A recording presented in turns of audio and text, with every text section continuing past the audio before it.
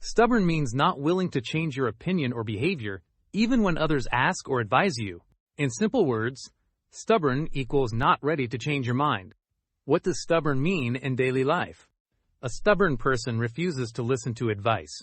A stubborn person does not change decisions easily. A stubborn person keeps doing the same thing. Sometimes stubbornness can be negative, but sometimes it can mean being strong-minded. Very easy examples.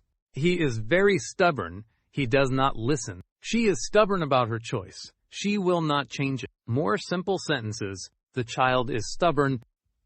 Do not be stubborn without reason. His stubborn nature caused problems. Daily life situations. Students can be stubborn about studies. Children may be stubborn with parents. Workers may be stubborn about opinions. Student-friendly sentence. The boy was stubborn and refused to apologize. Important point to remember. Stubborn people do not change easily. Listening is sometimes better than being stubborn. Easy memory tip. Stubborn equals not ready to change.